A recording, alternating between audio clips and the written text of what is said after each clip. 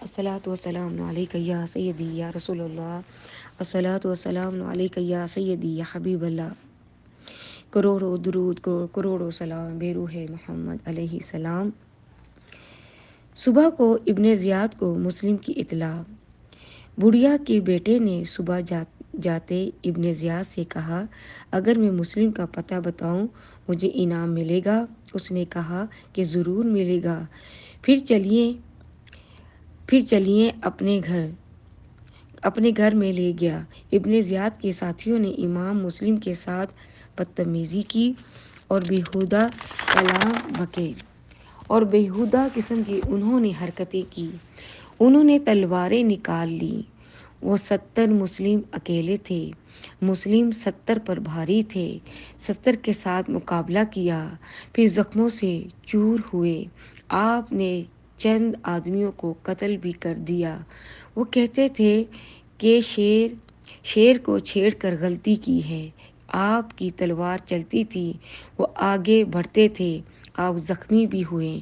ایک تیر ایسا لگا جو آپ کے آگے کے دانتوں کو شہید کر دیا۔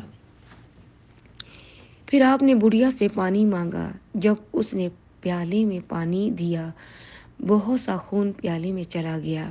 آپ نے کہا، اب میری قسمت میں دنیا کا پانی نہیں ہے، اب جنت الفردوس میں جا کر اپنی پیاس بجھائیں گے۔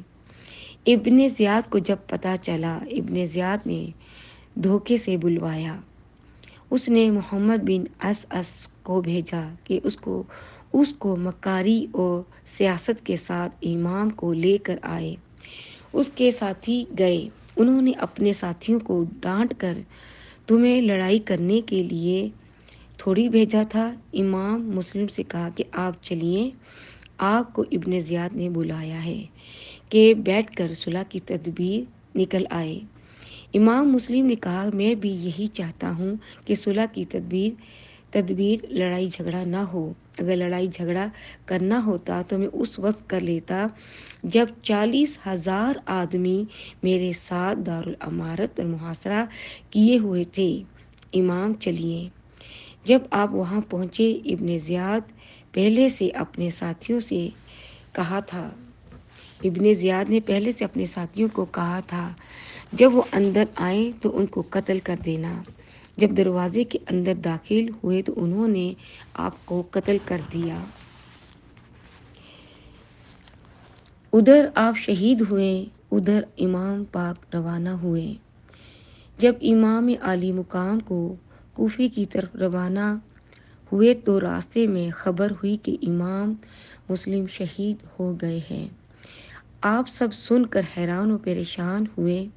قدم آپ نے آگے کو ہی رکھا، چل کر دیکھتے ہیں کہ کیا صورتحال ہے۔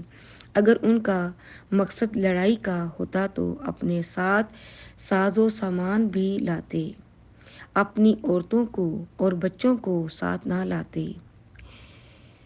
ابھی کوفہ 2 گھنٹے کا رہتا تھا تو حر بن یزید راہی 1000 فوجی ساتھ لیے ہوئے ملا۔ امام، میں تو آپ کو گرفتار کرنے کے لیے آیا ہوں۔ امام عالی مقام نے پوچھا، ہمارا قصور؟ ہمیں کیوں گرفتار کرنا چاہتے ہو؟